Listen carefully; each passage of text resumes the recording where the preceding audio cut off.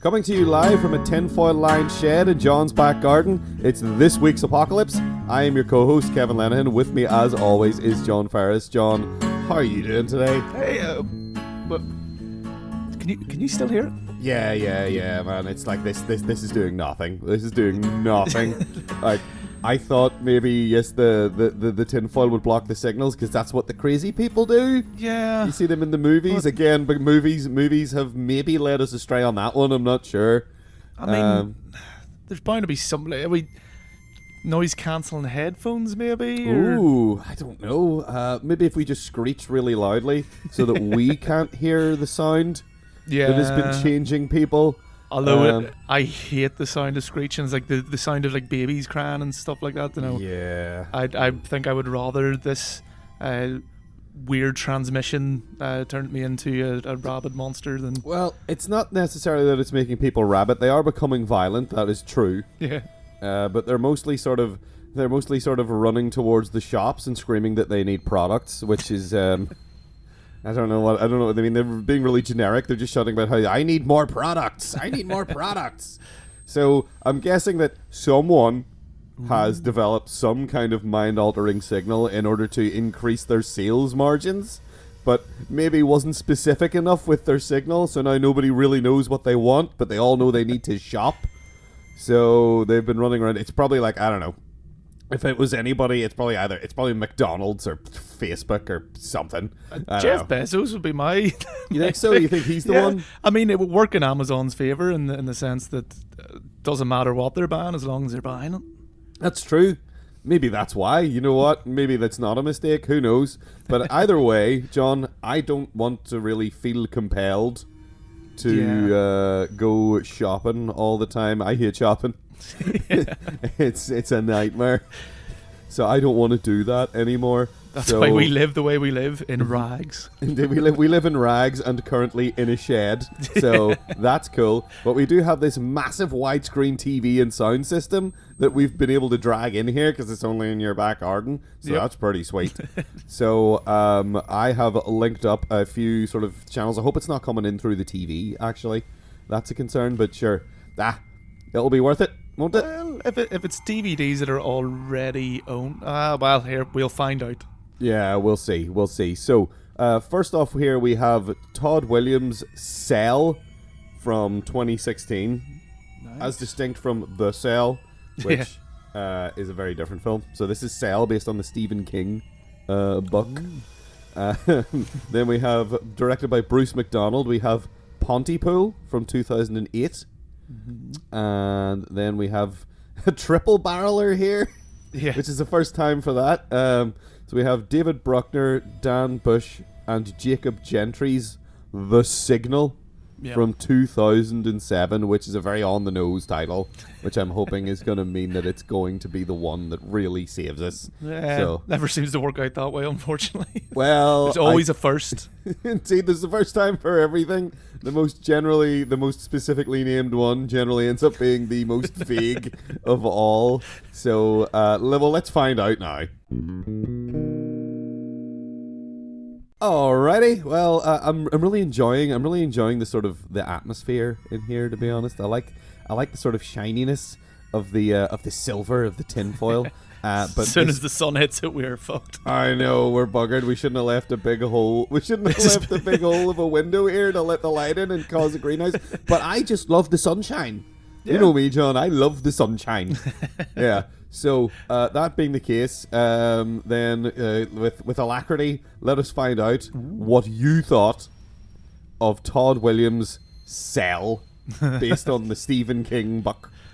Yeah, Cell is absolutely terrible. It's a travesty of a movie, but I really enjoyed watching it. Dude, I am going to just interject here and say that I have not laughed this much at a movie in a very, very, very long time. Yeah, it is definitely that category of so bad it's good, because I mean the logic in it.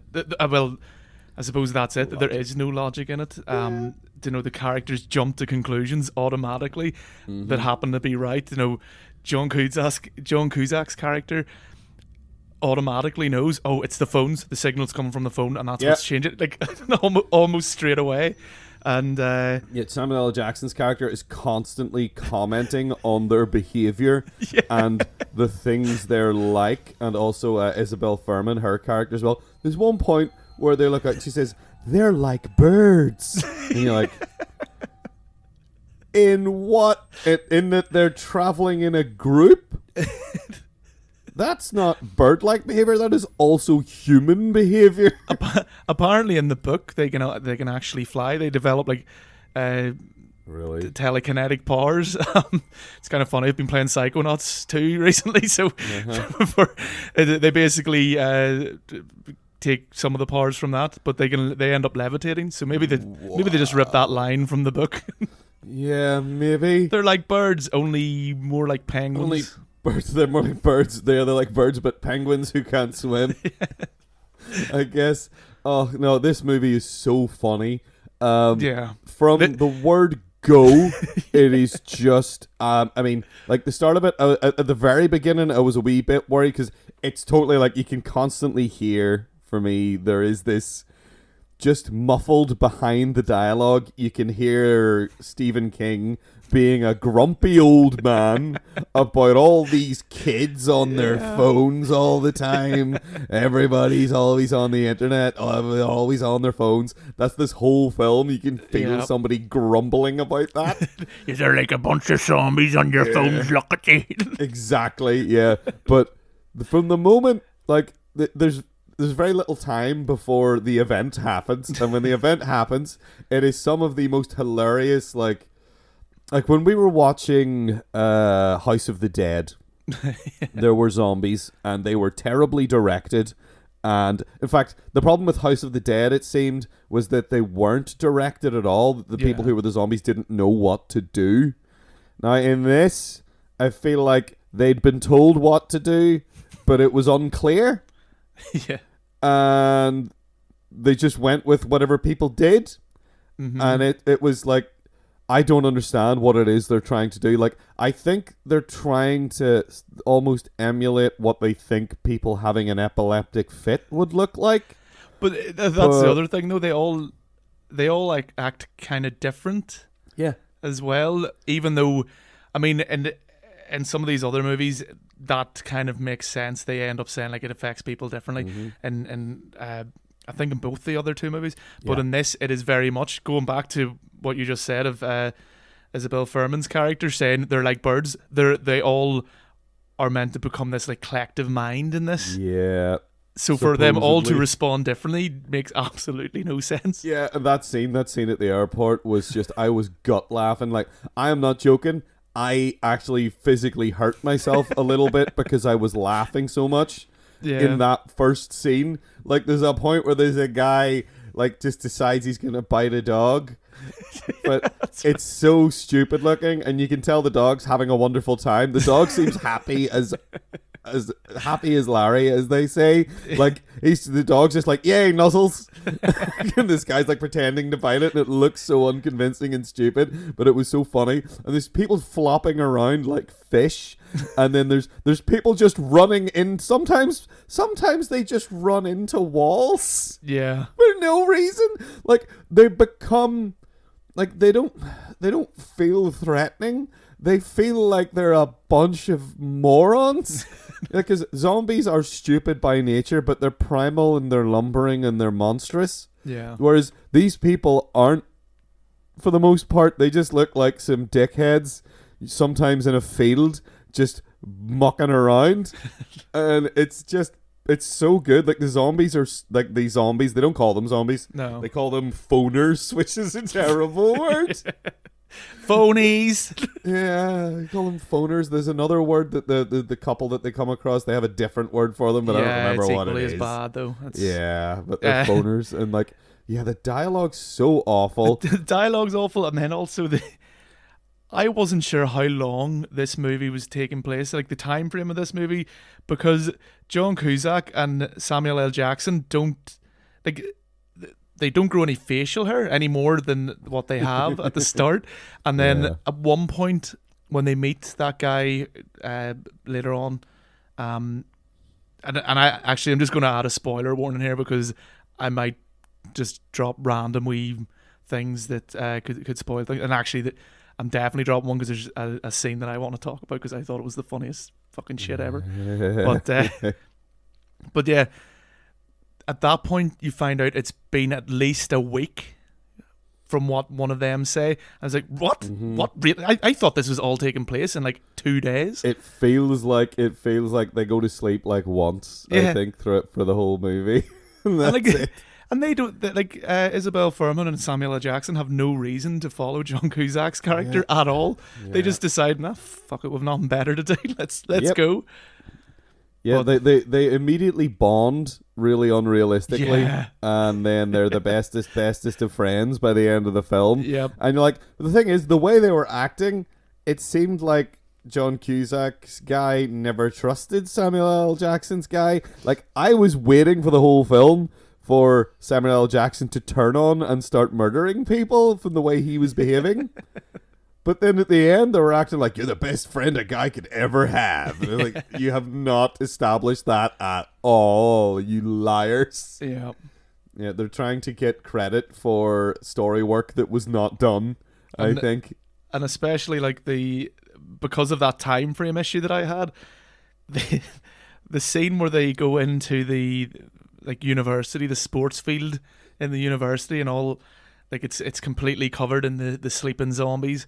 And they just decide to drive over them and burn the lot of them. It was just like, it's felt like this had been the next day, and they're just like, yep, genocide it is. No, it was like 5 minutes later they had everything ready, is what it seemed to me. They just had all this, they just had this thing for spraying down the grass. It must have already been full of petrol.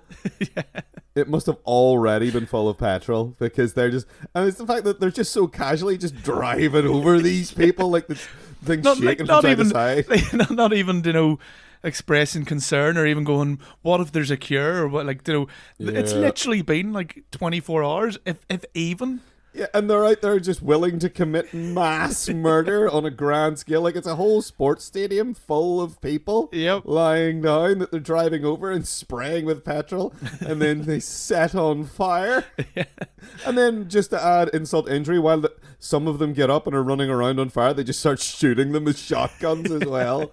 It's so... Oh, gosh. And then when they get chased in the woods later by them... Oh god, that doesn't even make sense. Like, they hide under a boat, but like it literally shows you like shots of the zombie creatures, like be able to see them. Like they can visibly see our protagonists hiding, and yet they lose them somehow. Just so much of this movie just makes absolute no sense. That was another point where I started laughing and couldn't stop because there's a point. It's a guy on a swing, swinging, and they don't see the back of him, and you're like, okay, he's like petting a dog, so he's not eating this dog. No, I don't know why. This dog seems fine, but he turns around and sees him, and they go and then they shoot him, and then it turns out they've all specifically been hiding from the camera by standing exactly behind trees. Yep.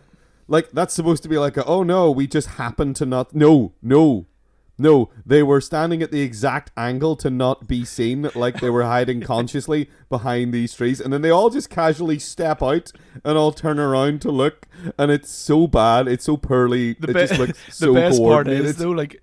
After they get chased and once they evade them, they're like, how did they know? And it's like, maybe it's the fucking really loud gunshots, but no, they immediately decide, they must all be mentally linked.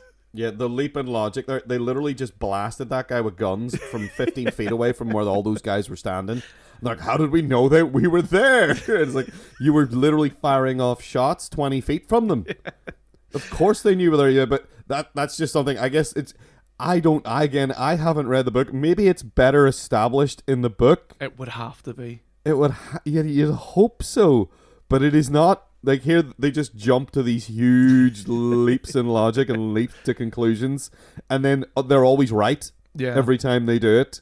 Yeah. They say, they're like this, they're like that. I'm assuming the red hoodie guy has more significance in the book as well. Yeah, he didn't make any sense whatsoever. No. Like, They didn't really get down to like, did John Cusack start this with his brain? Yeah. Like, they never really say why the red... Because it felt to me like... And it felt to me a lot like there was a bunch of story beats from The Stand in it. Yeah. Another Stephen King book. To the point where I was like, I feel like you just remade The Stand, but with instead of a disease that's killing people, it's phone and the internet making people mad.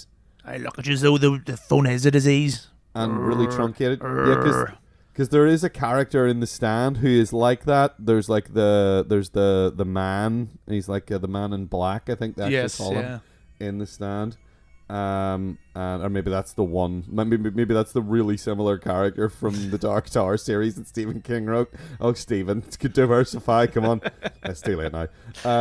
But there's a guy in that who's basically this red hoodie character, except he's like gathering people to him who are conscious, whereas in this he seems to be gathering all the zombified folks in a big circle.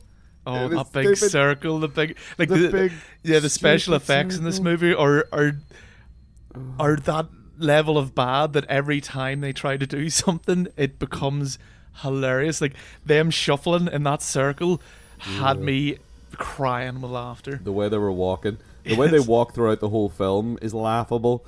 Like, they're always like slightly like flailing their arms about, and they walk kind of like huffing children.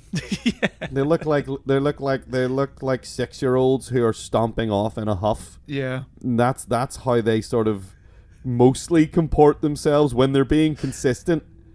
That's how they're doing it. Whenever they're not being consistent, it's just whatever. Yeah. Run into a wall, lads, or fall do over, whatever you feel like. Flop around like a fish.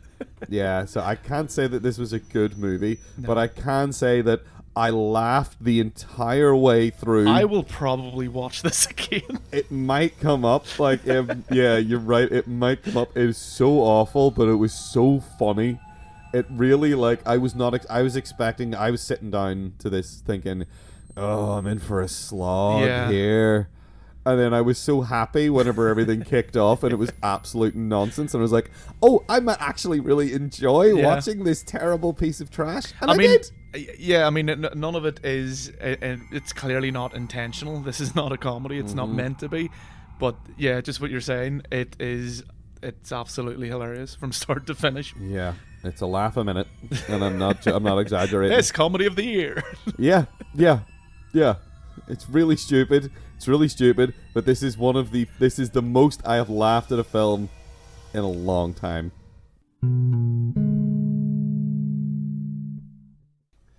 Well, John, your prediction of the sun coming up and us being cooked has sort of come to pass. Now, I think it's a nice sort of balmy sort of sauna kind of temperature at the minute, and I like it. But I'm also getting an overwhelming desire, John, to buy Xbox controllers.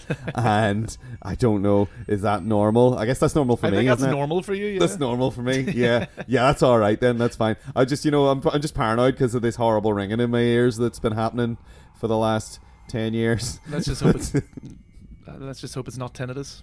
Yeah, let's just hope it's not tinnitus. It definitely is tinnitus. Maybe that's what's protecting us from the overwhelming desire to go and shop. Maybe our tinnitus will save us. Or maybe a lack of money. Yeah, see, they told me heavy metal and rock and roll were bad for me. But they lied. They were right in a way. But they were wrong in this way. They did lie. But they didn't know they were lying about it in that way. But anyway, John, before we go deaf then from our tinnitus, what did you think of Bruce McDonald's Pontypool from 2008? I'm pretty sure we're going to butt heads on this one because I did not like this movie at all. It has some... It does have some merits, but I'm just going to focus on all the negative things because that's what I do. But yeah, I think this is like a radio play that should never have really been made into a movie. And a lot of people will disagree with me, but I just didn't get I didn't feel the tension that they were trying to build, and like that whole like. show don't tell thing. Like this movie kind of goes against that a lot. They've got this character Ken who describes stuff, and it just completely took me out of the movie because all I could think of was the South Park Imagination Land bit with Kurt Russell. Yeah, going, oh no, they're eating my face. Yes, yeah. Oh, there's some cute woodland critters here. That's all I could think of. I couldn't take it seriously. And even at the start, when it's trying to like kind of build up the like it's going for this like realistic feel of, you know, them going and recording this, just recording a normal radio broadcast. I found the editing and the camera movement way too much. Like it was like a tense political drama or something. They kept like the camera was rotating around them and stuff was going, or not rotating around, but like constantly moving. It's like, what the fuck is going on? They're just doing their jobs. And then like things like later on, you've got the exposition dump doctor, and like there's parts where people are looking at the camera and everything. I'm like, fucking really? Did you only have one take for this? And just there was so much. The premise as well, like at the start is going, yeah, it's quite a good idea. That's quite clever. And then the more you think about it, the more you're like, or maybe the more they explain, it's like, that's dumb as fuck. It's like it only affects English. This I'll actually sorry I'll add another wee spoiler warning here. So the what would you call it? The virus or whatever? It's an infection. They describe it as an infected. They say that certain words are infected. Killer's kiss. Yeah. Because this is I think that's the worst part of it is the second half, whenever again it kind of suffers from what Cell suffered from, where conclusions are jumped to straight away and just accepted. Basically, as soon as that doctor character comes into play, like he starts going around of, oh, it's the words and it's not it's the meaning of the word. If the word it has meaning, then the understanding of the word is what causes the sort of infection to happen and try to replicate it. And if that's the case, then why wouldn't French, if the same meaning, if you use the same word, but I'm not going to get into that. Fuck it. That's I mean, you're right about like the doctor. He literally crawls in a window to explain what's happening, and then crawls back out the window and runs away, which is 100% accurate and true. That is his character. That's what his character. Exposition doctor. He literally crawls in the window to tell them what's happening, and then crawls out the window again once everything is understood. And I mean, I appreciate, like, you know, there's something there, like there's this very like, you know, socio-political commentary to be made, you know, because it's a radio DJ and he's very like opinionated, and he makes up a lot of stuff. He embellishes when he shouldn't and stuff, and then for him to be the one who's actually kind of spreading this infection, you know, I appreciate that, and there's a lot you can do with that. But I don't know, the start for me didn't have enough tension, and I mean, because I think that term "show don't tell" even works for whenever they're talking to Ken, like in the writing sense of, you know, if you're just writing text, they still have that show don't tell.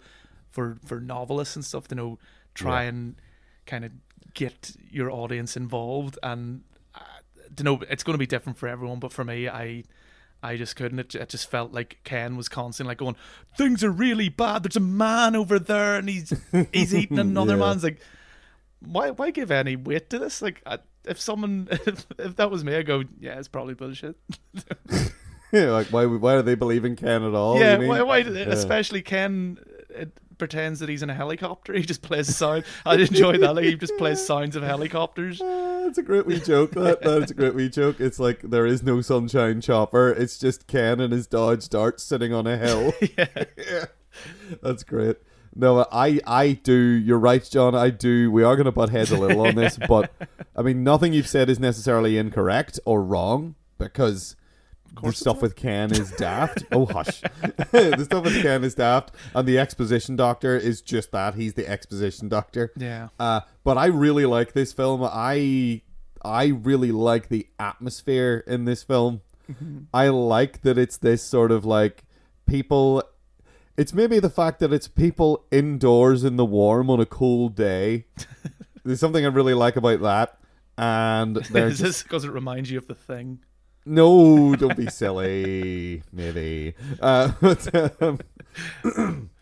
no, I really like it. I think I really like Stephen McHattie in this movie. I think his performance is he's the central performance in the movie. But I think his physical performance does a lot because all this stuff that's ridiculous is happening. Like, he's doing a lot of work with his face to be like, just like, what? Like, he's like so incredulous for most of the film, where he's like, people are saying things and he's just giving them these cockeyed sidelong looks like, what the hell are you on about? Most of the time. And like, there are times where he's like going along with people, but you can tell he's just leaning into it in his sort of like persona as a shock jock DJ who just wants to like let people like on the phone go off the chain and talk a bunch of crap, you know, because then that's better for him. Even like at one point explains that. Where he's like, you have to do this. Again, you have to let people get annoyed at you.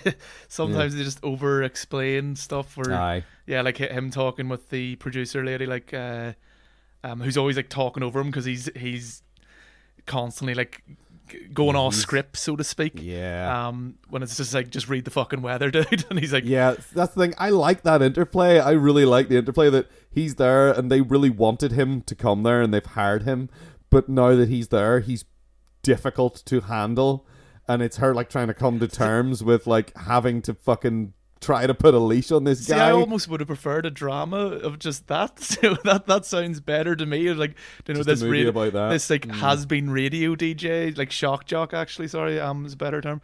You know, having to learn his lesson or whatever in this small town. But like the zombie, like the Fisher King, sort of. Especially because I find once the zombies kind of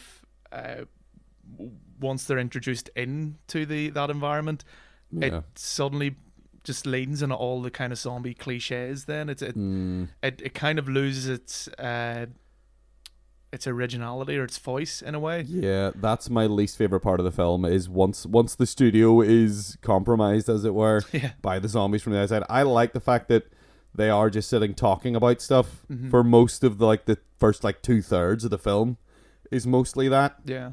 And I really like that.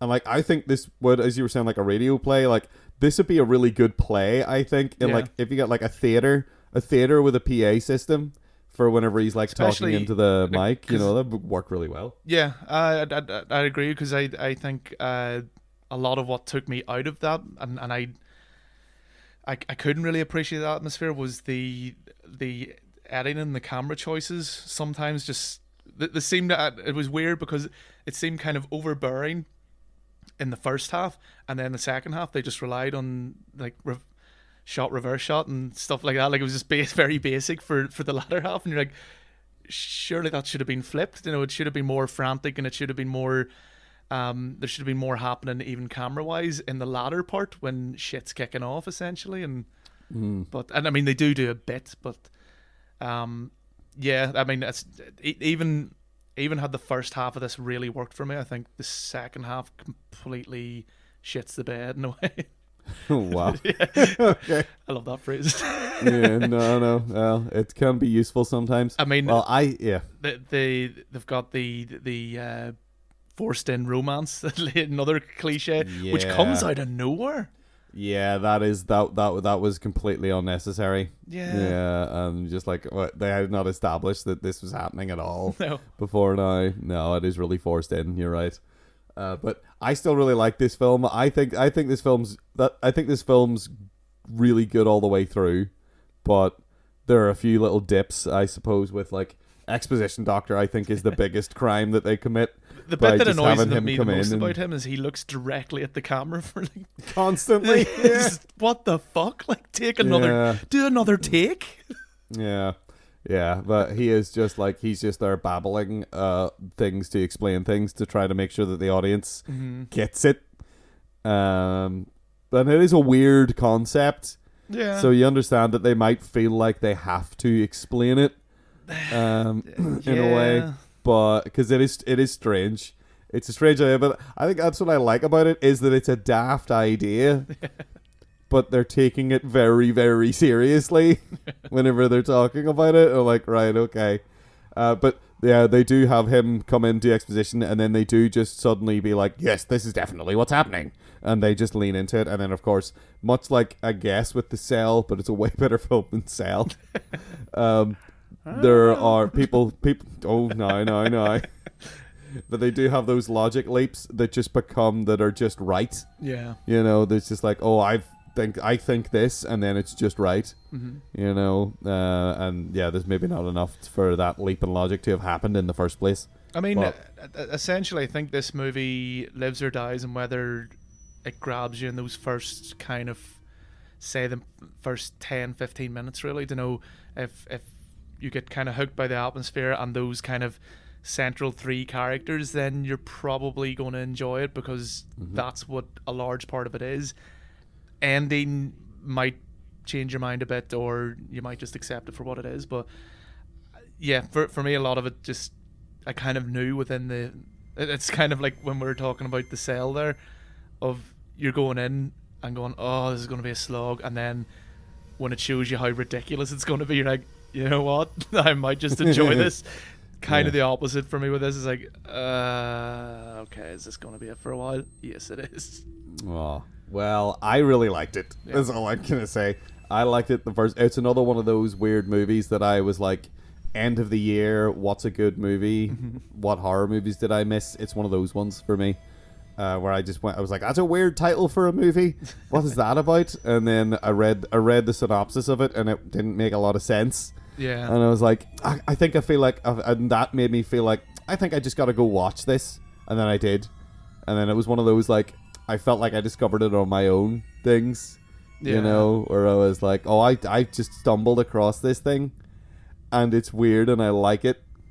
And yeah, I like the atmosphere. I like how, like, quiet and sort of how much it's just conversations for most of the film. I like that a lot. But it is definitely, the final third is definitely weaker.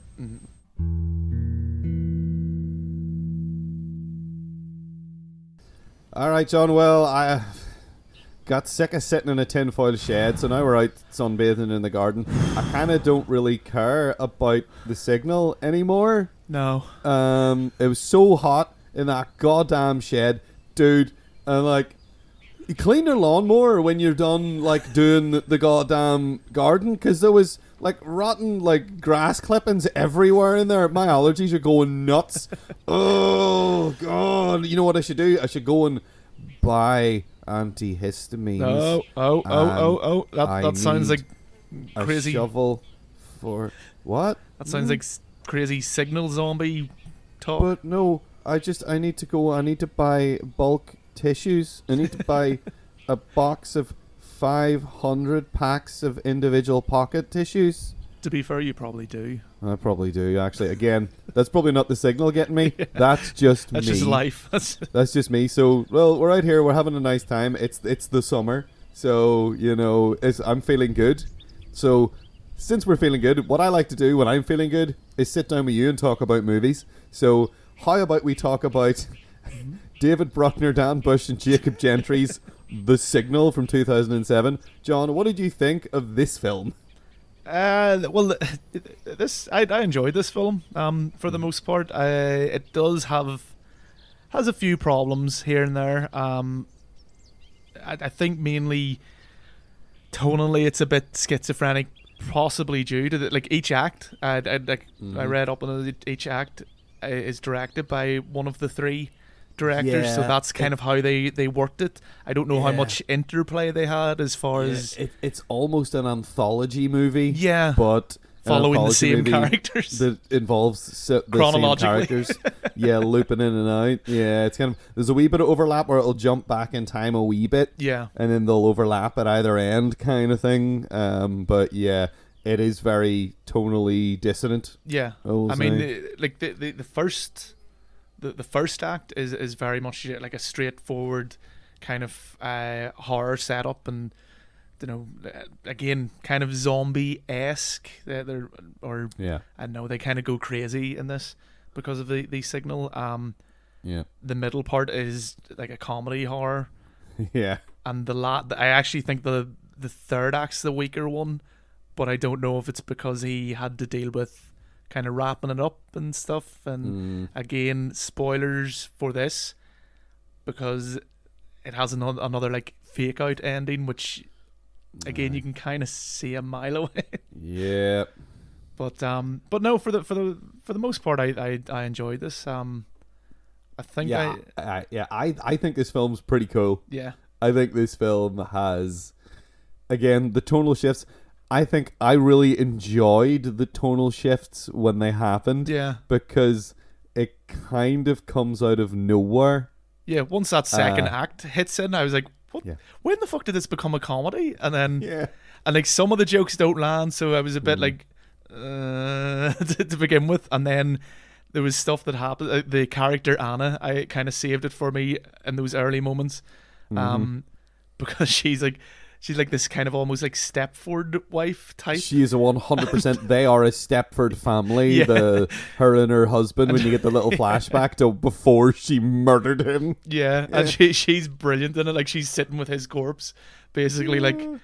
Oh, should we answer? Should we just cancel the party and stuff? Like, he's like covered in blood. Yeah, it's the fact that I love my favorite bit about that scene is it's something I love, and it's something I know I've heard you talk about before. It's sort of an unreliable narrator thing happening in that scene, where you're getting one person's point of view and then it shifts to someone else's point of view, and you're like, that's not what's happening at all. Like they're like, there's a part where she's dancing with her husband in the room, and then he like leans around the corner and looks, and she's standing there on her own, just dancing around like an idiot. Or she starts to see other people as if they're her husband. And, yeah, and like the other guy, Lewis, keeps seeing his wife, and then Clark is sort of. I love Clark. Clark is my favorite is the character. Best character. Clark is my favorite character because at one point he makes himself a tinfoil hat and decides, right, I'm going to beat this thing. Yeah, and he is the one who's running around in that comedy scene, just being like, "What? What are you talking about?" Like. Everyone's kind of a bit crazy, but he's like the one who's holding on the best to reality and his sanity and trying to like explain to everyone, no, that's not what's happening. Who are you? That's not your wife. No, that's not your wife. Who are you? No, I'm Clark. He keeps having to say, I'm Clark to everybody. I'm like, yes, Clark, you do it. And he's like, you can't do that. That's not right. I think the best thing about Clark is he has no real...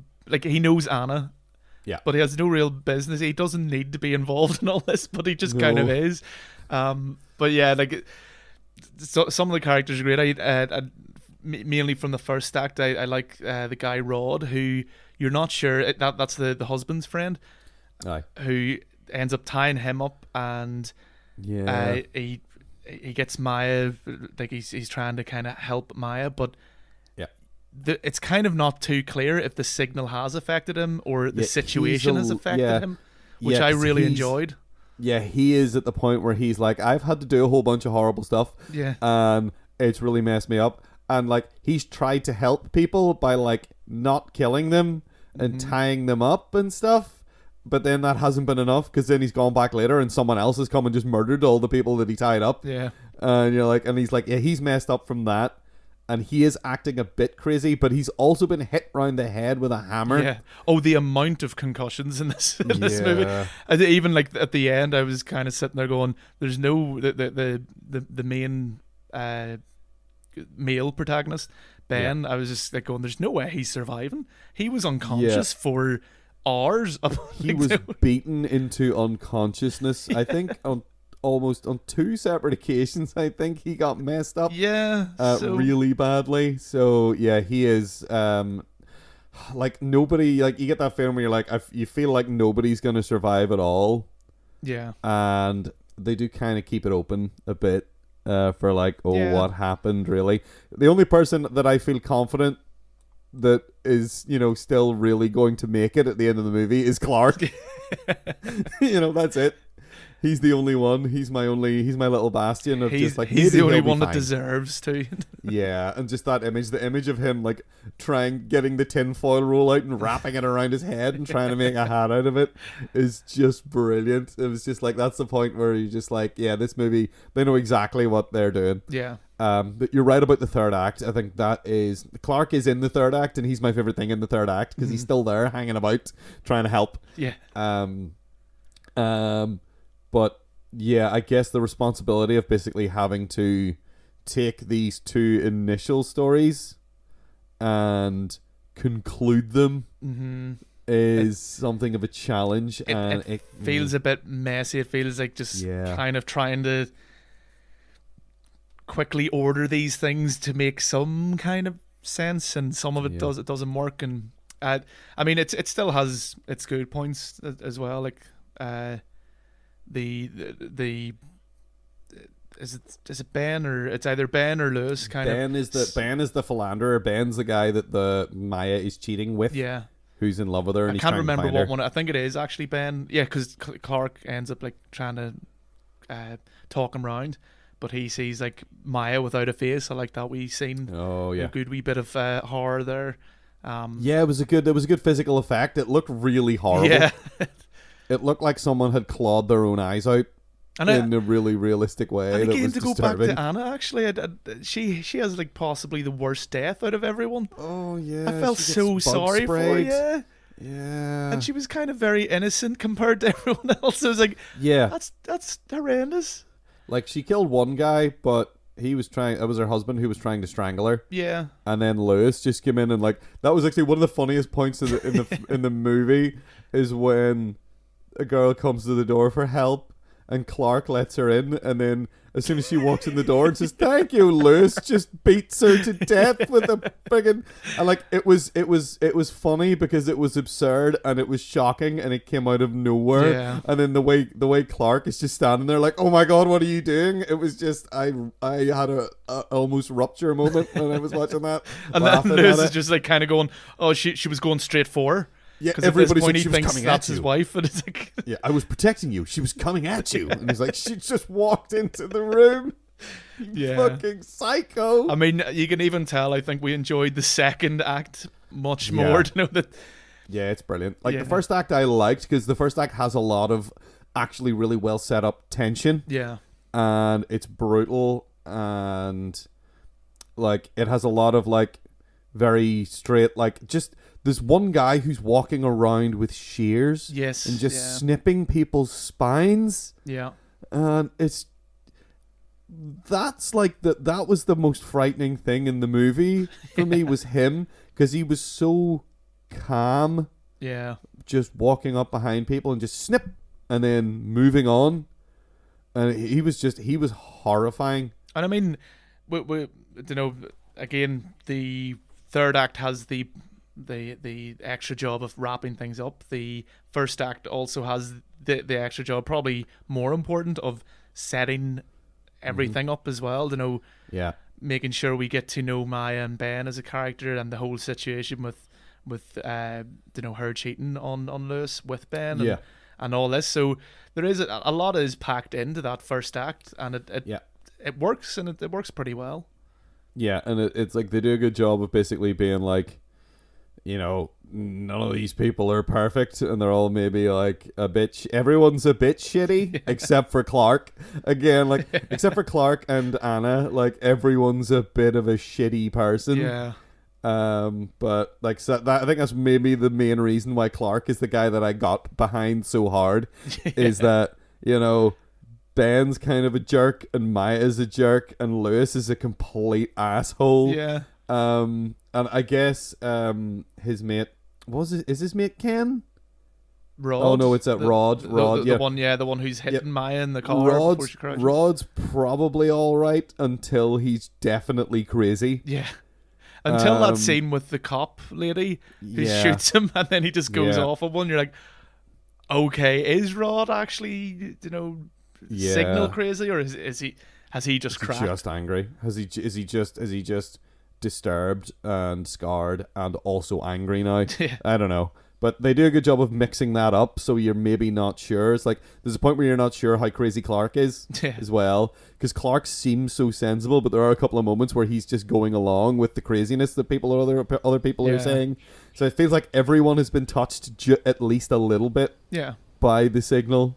And what I like about this movie, that like to kind of almost separate it from the other two movies that we're looking at here, is that there's no real like massive it doesn't go into like big explanations of how the signal is affecting them. There's like a few, as far as I can remember anyway, there's a few like, the signals kind of makes people go crazy, or there's people like saying that they know something's up, but it's not exactly explained how. Ben can seem to control it a bit, or you seem to have to like be, because he is affected, but he's got some way of, he tries to explain to Clark, you have to like almost look beyond.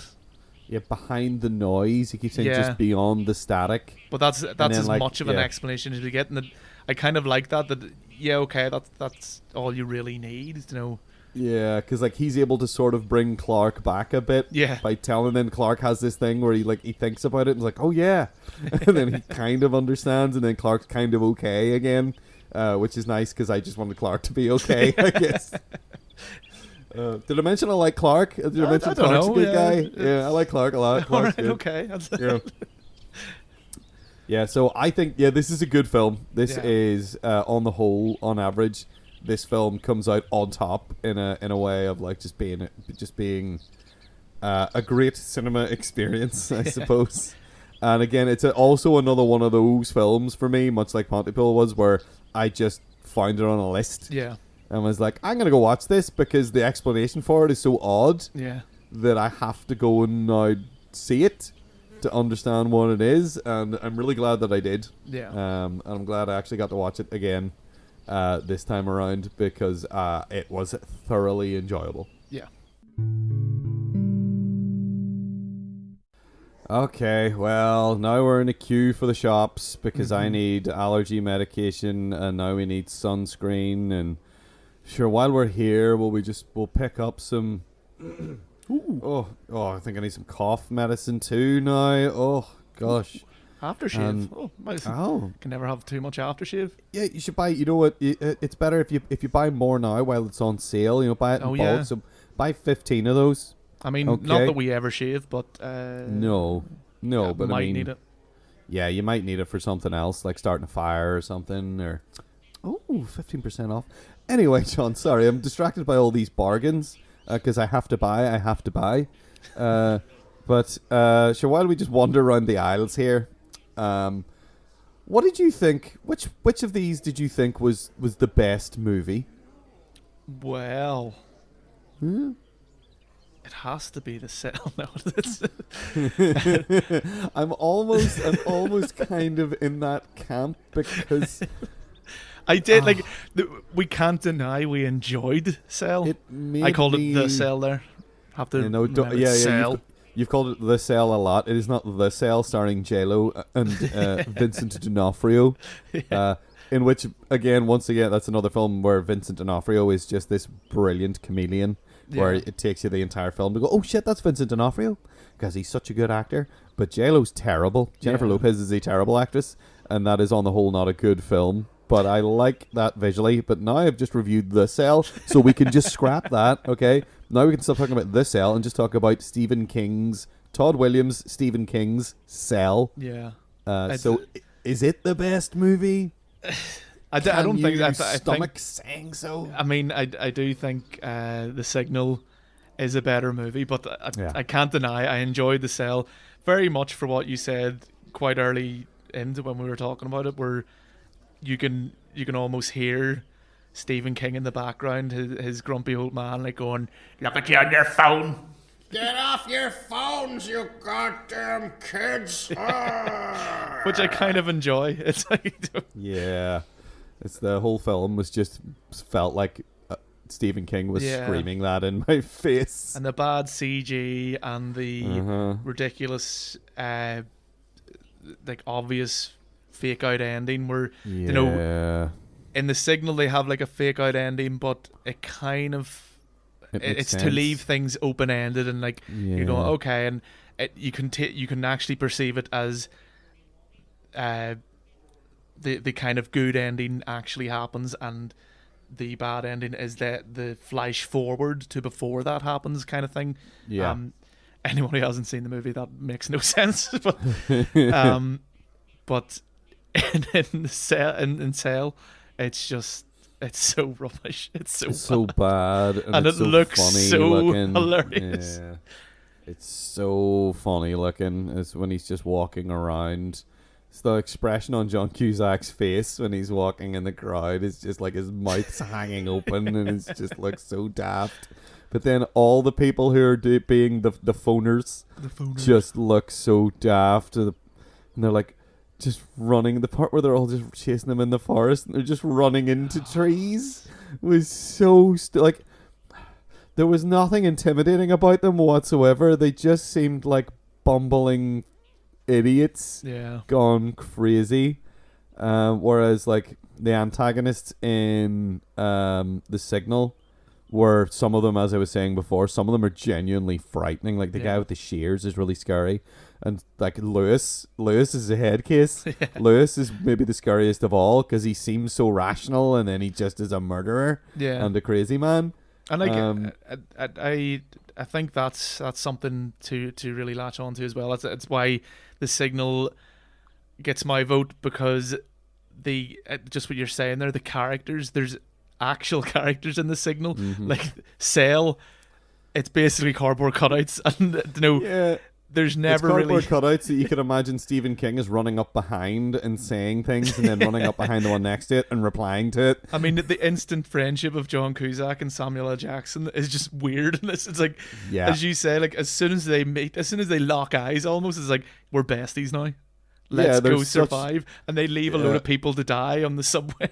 They do. They leave a load of people behind, and like then you also, I forgot to mention this, like he has the fakest name ever. His name's Clay Riddle. Like, what? I didn't even realize they have the cheek. His name is Clay Riddle, and then they're with another guy at that point, like a younger guy, and they ask him what his name is, and he says his name's like a DJ Liquid, and he has the cheek to sneer at him for having a stupid name, and his name is Clay Riddle. Fuck off, mate. It sounds like an alias the Riddler would use in a Batman comic. Yeah, that's like the laziest Riddler alias ever. My name is Clay Riddle. I'm not the Riddler. I think it's the Riddler. I'm not so sure, Batman. No, it's definitely him. Anyway, sorry, that's my drunk Batman. So, anywho, so I think you're probably going with The Signal in. I feel like you're definitely... I feel like you're definitely not going to say Pontypool from what you said about it before. Didn't resonate with me. Do you like that? Yeah. Resonate? Signals? Ooh, that's clever. Frequencies, yeah. Well, I'll say that it did resonate with me. I do like Pontypool quite a bit. I think it's quite well written for the most part. I like the conversational sort of atmosphere and the sort of... I don't know. There's just something I really like about the setting, I think, as well. Actually, that was another thing. I kind of... sorry to cut you off. The setting, I kind of would have preferred... And I know they're like in the basement of like a church or something like that. Yeah. I think I would have preferred like a more kind of almost suffocating, enclosed kind of environment. Like I felt it was too open. Room. Yeah. I you know, to give that kind of claustrophobic kind of feel to them being this like isolated little... radio station in the middle of nowhere, but it's a minor thing, and I mean, just rewind back, you can hear me complain about that movie. Yeah, well, I liked it. I really liked the atmosphere in it, and I like Stephen McHattie in it quite a bit. I think he's very good in it. So yeah, I like Pontypool. I like The Signal a lot as well. I feel like I can't pick Cell just because it is garbage. It is garbage. It is just garbage. But it was hugely enjoyable garbage because it was so bad. I mean, this guy's made a couple of other films. He made Paranormal Activity 2, which is the worst Paranormal Activity movie, and that is saying something. Yeah. Mainly because it's kind of different than this in that Paranormal Activity 2 is bad because it's boring and nothing happens. Whereas in The Cell, maybe he was trying to make up for that by having things constantly happening. with no context. With absolutely no context or very little actual direction from him. No context, no direction, and no logic. It works perfectly.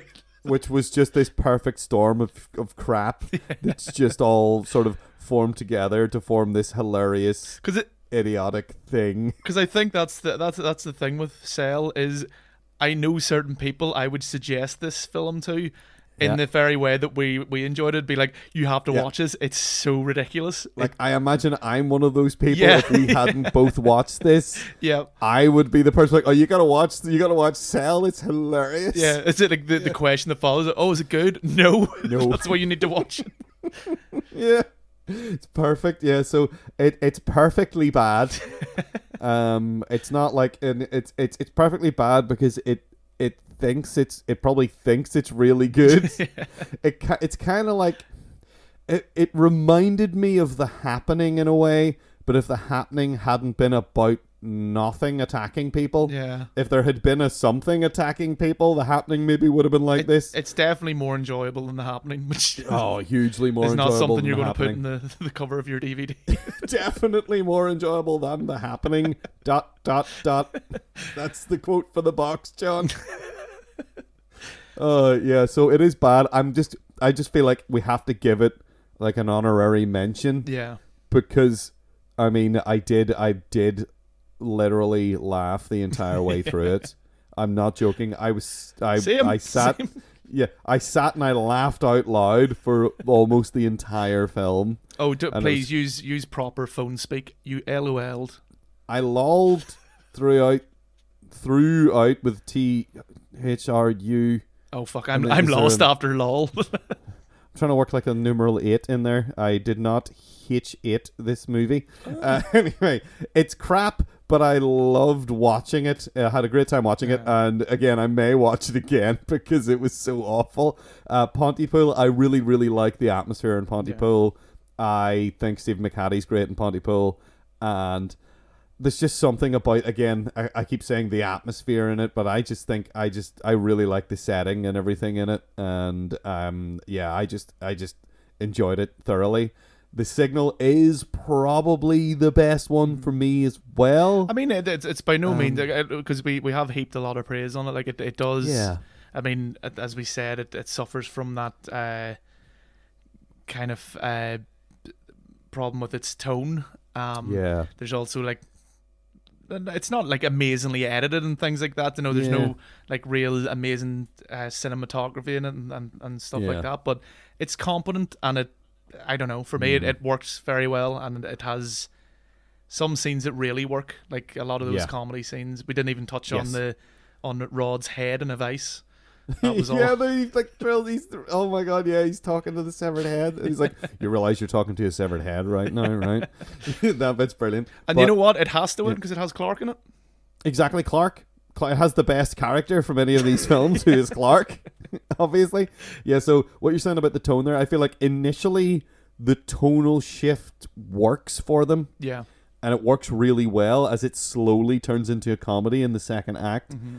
But I think the fact that then when we get into the third act, it sort of almost has to drop that. Yeah. And that, I think, I still think that the third act of this is actually quite good. Mm-hmm. But as you say, it's the weakest of the three acts. Yeah. But it is still actually really competent and does tie it together quite well. But the fact that you're going from like brutal, tense horror and violence that slowly shifts into comedy slapstick violence, sort of, although it is kind of brutal, it does kind of keep the brutality.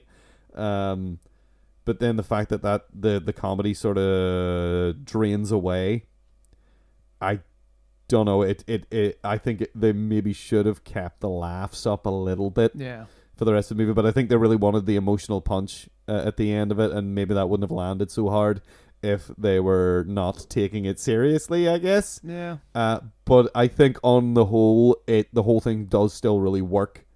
It's a bit shoegazy at times. Whenever it's sort of like putting on like whenever she puts on her headphones to listen to the boring music. Yeah. It's I don't know, that felt a little bit stilted to me. Yeah. But outside, I thought that was going to be a mechanic. I thought that was going to be like, oh, maybe this is how she gets around the signal. You play too many horror games. If you play, put on your headphones. Mechanic, clearly.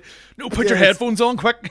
Yeah, exactly. Put your headphones on and you'll calm down, and then your sanity will return to normal, which is literally a mechanic in like that Call of Cthulhu game. You can like listen to a music box to calm down. Yeah, I think the Signal I think is the best one for me as well. So now, that being the case, John, now that we've both agreed that The Signal is the best film and The Cell is maybe the best film to just sit and watch, and I don't know, I'm so confused about that because it is awful. But anyway, which of these films best helps us deal with being influenced by these errant, mind-bending, mind-altering signals? Well, Cell gets disqualified instantly because he fails.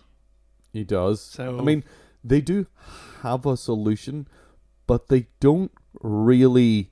Well, the idea that solution is going to solve anything isn't really affirmed. No, because why they don't really point out in any way why this particular cell tower is so important. Yeah.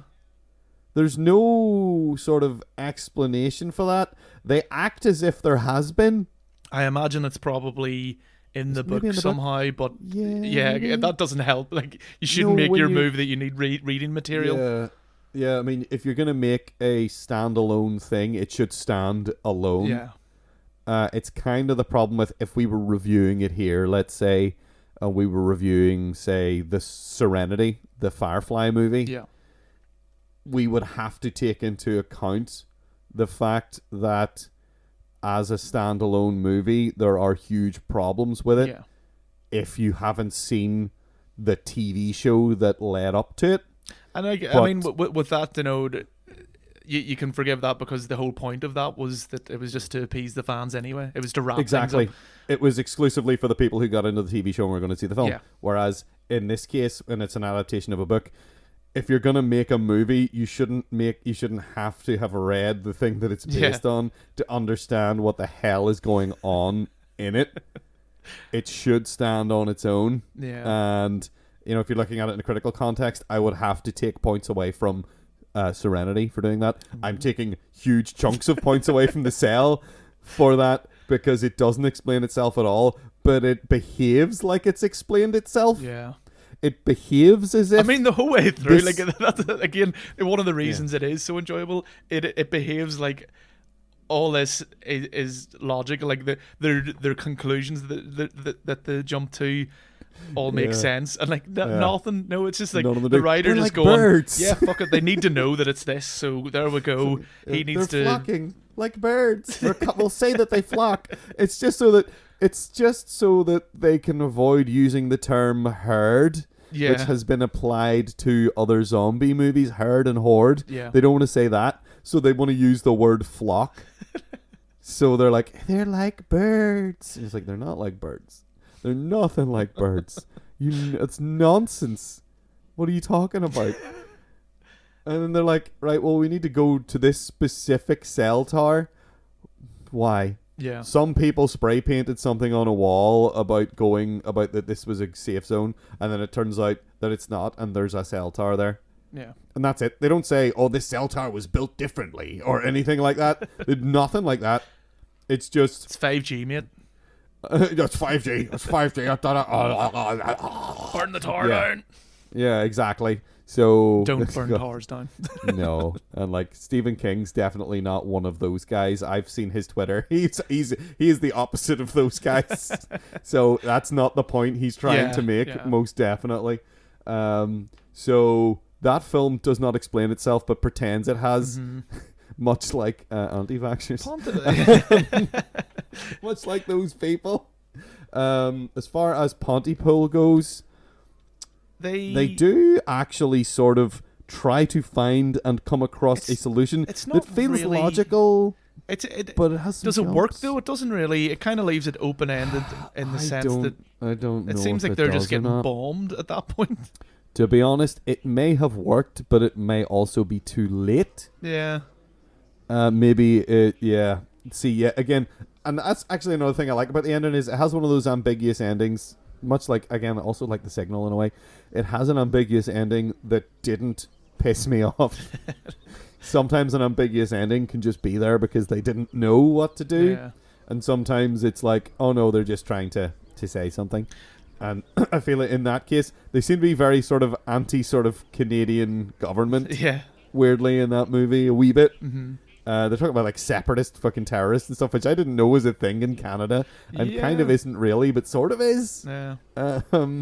But not in the way that it has been, say, in somewhere like Northern Ireland, where we're from. Yeah. It hasn't been like that level. But I guess it is kind of a thing. Signal. In the Signal, would you say? I mean, not necessarily. They learn to live with it, yeah, maybe like almost. Ben's whole explanation to Clark of like look beyond the noise is maybe the best solution, because in Pontypool, you're having to like mentally change how you perceive the meaning of a word, which they seem to do very quickly.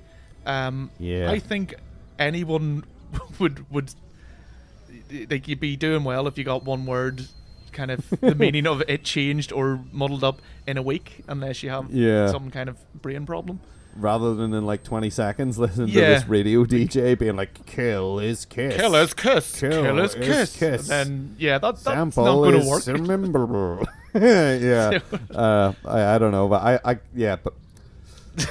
I think the idea in The Signal that it's just look past it, concentrate essentially, and try to see past the noise. So John, I'm gonna take these 15 packs of tissues and I'm gonna keep those. Yeah. I'm gonna keep my tissues. I need those. Mm-hmm. So this sort of sandcastle building set and these Nerf guns. No, John, I need those as well. I need those. Yeah. I need those. Look beyond the noise. Oh. Okay, I get it now. I'm keeping the Nerf guns and getting rid of the tissues. I'm getting the tissues. I'm putting the Slinky back on the shelf, and instead I'm going to get this Robbie the Robot toy, and I'm going to buy that, and then we're going to go home and we're going to go back into your shed in the heat, and we're going to play with these toys. Nice. And we're going to be fine. And then maybe, you know what, maybe we'll just pop back later from some odds and ends. But only essentials. Only essentials like Jaffa cakes and I need some guitar strings and a home entertainment center and I need picture frames to put all of my pictures in that I'm going to take. Yeah. And I need a circular saw for my wood shop I'm going to build, and I'm going to... Anyway, we don't have time for this, John. We have to do some shopping. Yep. There's lots of stuff we have to get. So, we are on Twitter. We are at 7dayapocalypse. That is at numeral 7dayapocalypse.